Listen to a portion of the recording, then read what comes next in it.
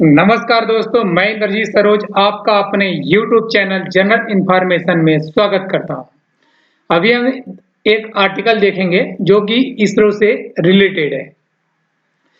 इसरो ने इतिहास रच दिया 104 उपग्रहों को एक साथ लॉन्च करके। जी, इसरो इस रॉकेट को मतलब इस 2017 में लॉन्च किया था। 15 फरवरी 2017 को लॉन्च किया गया था। अब क्यों न्यूज में ये चीज है? और उस टाइम 104 उपग्रहों को एक साथ लॉन्च कर दिया था एक ही रॉकेट से। और इसमें अब क्या चीज आया, इसरो के नाम क्या हुआ, क्या इतिहास रचा है, इस चीज सारा हम देखने वाले हैं इसी आर्टिकल में। PSLV C-37 रॉकेट यूज हुआ था उस टाइम। पृथ्वी के वायुमंडल में पुनः प्रवेश किया। ये इस टाइम का न्यूज है कि पृथ्वी के वायुमंडल में पुनः प्रवेश किया हुआ है और ये रॉकेट यूज हुआ था उस टाइम 104 को छोड़ने के लिए। इसी चीज पे पूरा का पूरा है, जो पुनः प्रवेश किया इसी चीज पे आज का पूरा आर्टिकल है। इसी चीज को हम देखेंगे कि पुनः 2017 में छोड़ा गया था। अब इसके बाद क्या न्यूज में आया, यही चीज आज हम देखेंगे। चलिए दोस्त, शुरू करते हैं। इससे पहले अगर आपको ऐसे आर्टिकल देखना पसंद है, अच्छा लगता है, सपोर्ट करना अच्छा लगता है, प्लीज चैनल को सामान्य जानकारी जनरल इंफॉर्मेशन के रूप में इस चैनल को आप सब्सक्राइब कर सकते हो। जो भी ऐसे न्यूज होंगे वो मैं आपके सामने लाऊंगा और अगर आप इसे सब्सक्राइब करते हो तो मेरा भी सपोर्ट हो जाएगा, आपका भी थोड़ा बहुत इंफॉर्मेशन मिलता रहेगा।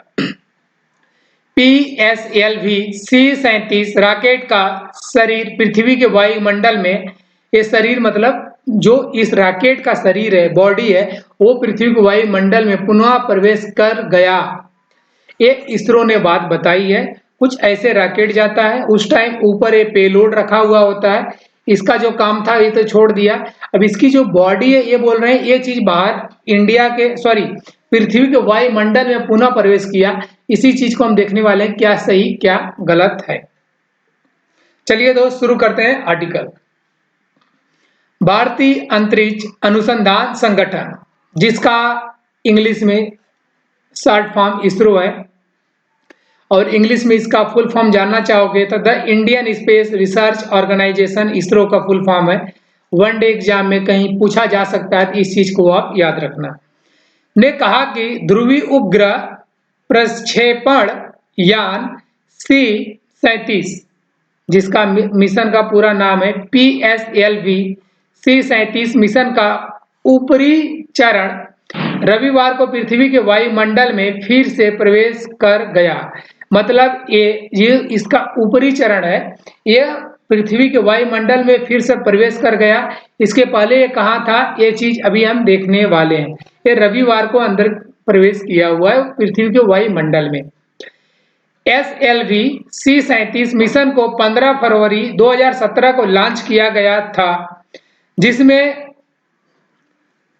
कार्टोसैट 2D मुख्य पेलोड के रूप में था। साथ ही 103 अन्य उपग्रह सहयात्री के रूप में थे, जिनके मतलब 103 यहाँ पे, एक यहाँ पे, इसका 104 उस टाइम एक साथ छोड़े गए थे। आगे क्या है, सहयात्री रूप के, जिसके नाम थे INS-A-1A, INS-1B, अल फराबी एक, BGU SAT। जी, ये सब का नाम है, आप इसमें मतलब उतना जोर मत दीजिएगा, ये सारा का सारा नाम ही है और कुछ नहीं है। ये सारे के सारे उपग्रह जो 103 गए थे, जो इनमें से फेमस है उनका नाम दिए हुए हैं और इसका नाम एग्जाम में पूछा नहीं जाएगा। आगे आप, अंतरिक्ष एजेंसी ने इतिहास रच दिया क्योंकि यह एक ही वाहन से 104 उपग्रहों को लॉन्च करने वाला पहला मिशन था। जी, अब पूरे वर्ल्ड में अमेरिका, रसिया, चाइना, कुछ भी हो, A to Z, ये लोग 104 मिशन एक साथ एक ही वाहन, एक ही रॉकेट से नहीं कभी छोड़ पाए थे और इंडिया ने एक काम करके दिखाया। उपग्रहों को इंजेक्ट करने और निष्क्रियता के बाद ऊपरी चरण PS4 को लगभग इतना किमी की कक्षा में छोड़ दिया गया जी, इतना जो है ना, इसके इतने कक्षा में उसको छोड़ दिया गया था। 700 470 से 494 के जो सर्कल बनेगा, इसे मान लीजिए जब जितने ऊपर जाओगे तो 470 और 494 के रेंज में इसे छोड़ दिया गया था। इसका जो PS4 को लगभग इतने ऊपर छोड़ा गया था, जिसका ऊपरी चरण है इसका, इसको वहां छोड़े थे। बट जो पृथ्वी का वायुमंडल है, ये 400 किलोमीटर से अंदर आ जाओगे तो आप पृथ्वी के वायुमंडल में आ जाओगे। ऊपर से ऊंचाई जो है यहाँ से यहाँ तक 400 किलोमीटर है। इसके बाद ये 470 से ये 400 किलोमीटर में वायुमंडल होता है। जो लोग यान अभी टूर, ये जो स्पेस टूर शुरू हुआ है ना, कुछ देश शुरू किए हुए, इंडिया भी अभी शुरू करने वाला है कि आप बैठोगे यहाँ से, बहुत सारा पैसा दोगे करोड़ों में, उसके बाद आप यहाँ से जाओगे स्पेस में, यहाँ धरती से 300-400 किलोमीटर ऊपर, और आप पृथ्वी का वायुमंडल क्रॉस नहीं करोगे, उसके बाद आप वहां से नीचे आ जाओगे आराम से। ठीक है, ये लोग बोल रहे हैं स्पेस टूर, और इसके नाम पे बहुत ढेर सारे पैसे ले रहे हैं, जिसमें एलन मस्क और अमेज़न की जो कंपनी है, ये सब इतनी बड़ी बड़ी कंपनियां काम कर रही हैं स्पेस टूर पे। तो इसको इस रेंज में छोड़े हुए हैं। जब ये रेंज में आने लगता है, तो इसलिए बोल रहे हैं कि ये रिटर्न कहाँ गया है, पृथ्वी के वायुमंडल में। इसरो ने मंगलवार को कहा, अमेरिकी अंतरिक्ष कमान, ये पूरा नाम है, द्वारा इसे NORAD इतना के साथ एक वस्तु के रूप में नियमित रूप से ट्रैक किया गया था। इसको अमेरिका के ही एक अंतरिक्ष जो है, उन्होंने इसको ट्रैक किया हुआ था, अमेरिका का नासा जिसे बोलते हैं। इसकी कक्षीय ऊर्जा ऊंचाई धीरे धीरे कम हो रही है। अभी जो मैंने बताया कि इसको 475 के 70 के ऊपर छोड़ा गया था, इसकी ऊंचाई धीरे धीरे कम हो जाए, नीचे आ रहा है, तो इसलिए पृथ्वी की कक्षा में घुसने की, वायुमंडल में घुसने का वो काम कर रहा है, मुख्य रूप से वायुमंडलीय ड्रैग प्रभाव के कारण। जी, अब आप समझ सकते हो, कुछ इसमें फिजिक्स लगता है, जिसको उतना टेक्निकल मैं बताना भी नहीं सही समझूंगा, क्योंकि उसको एक्सप्लेन करने बहुत सारा टाइम चला जाएगा और फिर वीडियो बहुत लंबा चला जाएगा।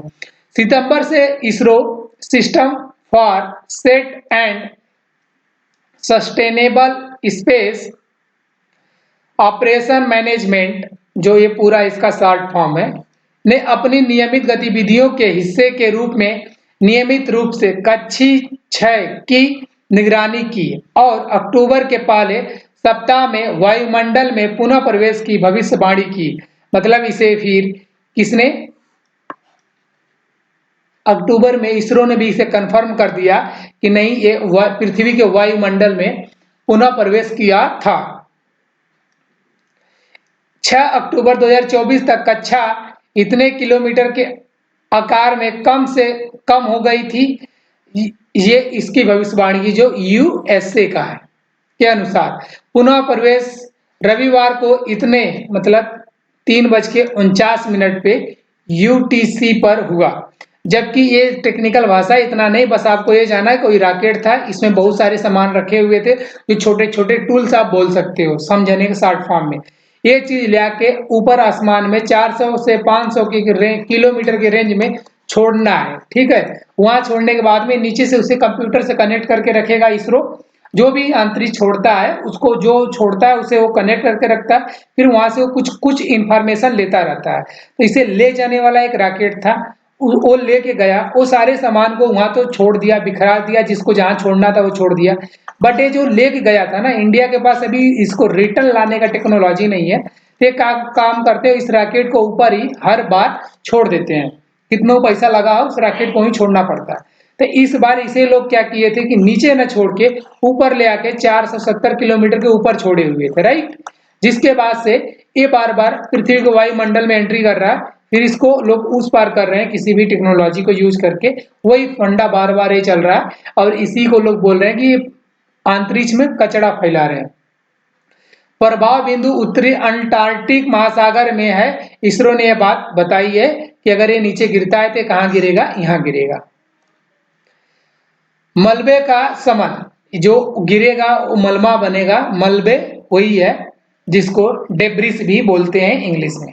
रॉकेट निकाय का वायुमंडलीय पुनः प्रवेश राष्ट्रीय मलबे समन दिशा निर्देशों निवेश रूप से अंतर एजेंसी, जो अपने एजेंसी है इसका अंतरिक्ष मलबे मयन समिति के दिशा निर्देशों के अनुसार है, जो निम्न पृथ्वी कक्षा में किसी निष्क्रिय वस्तु के मिशन के बाद के कक्षी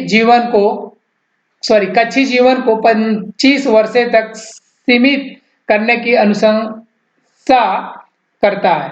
ये क्या बोले कि ये जो है जिसे आप छोड़ दिए और जो रॉकेट वो खाली हो गया उसको डेब्रिस बोलते हैं। इसको आप एक तो नियम रूप से जहाँ पे नियम रूल बनाया गया है वहां पे ले आके आप इसे गिराओ।